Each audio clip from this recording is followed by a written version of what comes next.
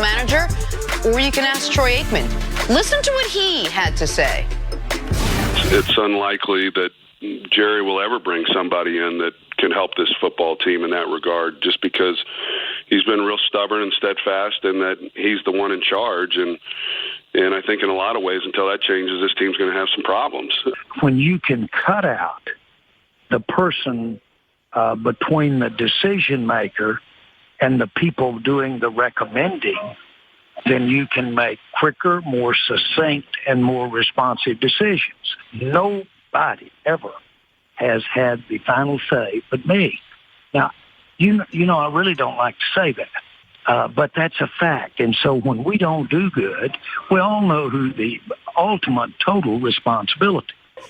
And pro football, the guy that ultimately has the responsibility for paying the bills, makes the decision. Nick, we know that Jerry Jones, the general manager, has actually done a pretty good job of picking the players. But is Jerry Jones, the owner, holding the Cowboys back from being great? Well, no, because you can't separate the two. I mean, the Cowboys' problem is not Jerry Jones. And the owner's job is to provide resources for the team to succeed. And Jerry Jones has done that in spades throughout his career as the Cowboys owner. They have, at this point, either the second best stadium in football. Everyone talks about top-of-the-line operations there. So that's the ownership piece. You mentioned the general managing piece. Is Jerry Jones and his son, Steven, are they the league's best general managers? No. Do they have a top 5 front office in football? Probably not. But just look in the NFC East to remind yourself how bad it can be. You can be Washington, which has had more than a decade of Bruce Allen's mismanagement with an actual bad owner in Daniel Snyder giving the blessing to it. Or look to the New York Giants, where you have good ownership in the Maras, but they can't get the GM position right, as evidenced by Dave Gettleman flailing about since he's taken over there. So the Cowboys right now are an underachieving team who are playing for a coach whose message has gone stale, is what I was trying to say there. But we also need to remind ourselves, at least in my mind, Broussard, the Cowboys do not have some birthright on greatness. They are not the Lakers. They are not the Yankees. They are as far as valuation, as far as the image of the team. The Yankees have been good in basically every decade in the history of baseball since the teens.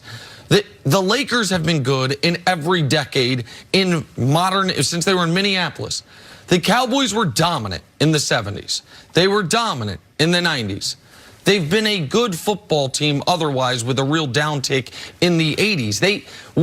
We elevate them to a place that I don't know that they've ever actually earned, aside from the fact that they are the best marketed team in all of sports and maybe the highest profile team in our biggest major American sport. I disagree. I do think Jerry is a big problem. And you're right. He's drafted well with his son, Steven. They have talent. But the last 25 years, he's been running the show. And that quote we played from WFAN or from FAN The Fan 105.3 in Dallas, he went on in other parts of that. And he said, look, I've been involved from the beginning, from jocks to socks. Yep. That's his quote. He said, you can't exchange a player, you can't trade a player, you can't make a draft pick without me giving my approval. I'm paraphrasing, but that's essentially what he said. Okay, he put it on himself, because for 25 years since Barry Switzer was there, they have not won a Super Bowl. Okay, are they the Lakers? I mean, I think like you said, in marketing they are, prestige they are. Those are the 3 franchises of America: the Yankees, the Lakers, and the Dallas Cowboys. And for the Dallas Cowboys to go 25 years without a Super Bowl, what, 2 playoff wins in that stretch? They haven't been to a conference championship game in 25 years as well. This is all on Jerry Jones. And look, Jerry Jones, Troy Aikman said it.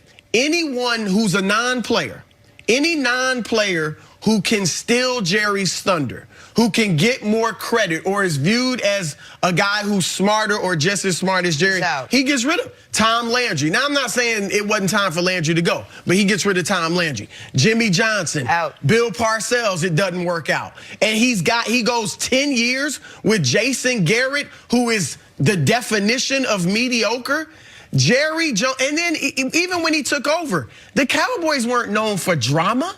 They're a circus now under Jerry Jones and have been essentially from day one. Before Jerry Jones got there, they were America's team. They were known for the uniforms, the cowgirls, you know, the great, you know, Hollywood Henderson and Drew Pearson, Tony, the great characters and personalities they had. Aside from the Steelers, they were the team of the 70s. Yes. I mean, they went to 5 Super Bowls. They won 2. Their success in the 90s, they went to 4, won 3. They won 3 in 4 years, pardon me.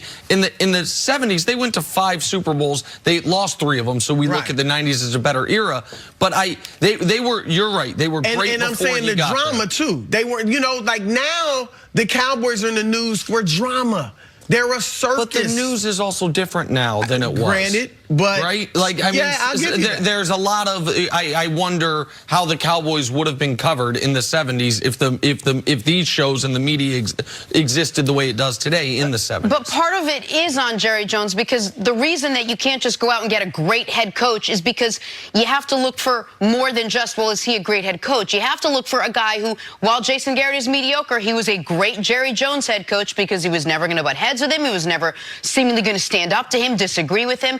I wonder how much of all of this, whatever you want to call it, drama, noise, distraction, has trickled down to the players this season.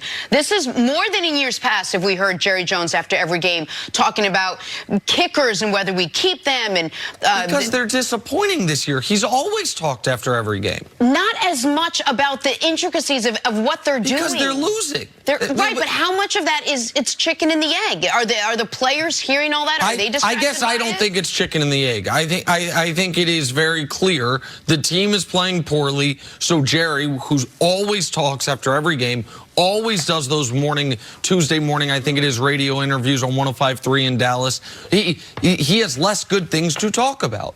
And again, I'm not here to try to, you know, die on a hill defending Jerry Jones. What I am saying is, if we were to power rank league front offices, the Cowboys are in, I believe, the top 1/3 of the league. And if we were to power rank owners, if we were to just separate the two, Jerry Jones is in the top 1/3 of the league as far as what he has accomplished. I'm not saying they couldn't, it's impossible that they do better. I'm saying it would be so easy for them to do worse. And your point on Jason Garrett, I would rather my owner be patient with a coach than quick trigger. I think the teams that have constant turnover at head coach are always failures. And there haven't been a lot of clear and obvious exit ramps in the Jason Garrett era if you actually go year by year as far as what was the year he wildly underachieved prior to this one when you were going to fire him. I don't know. I think you're expecting less from the Cowboys. And you look, again, what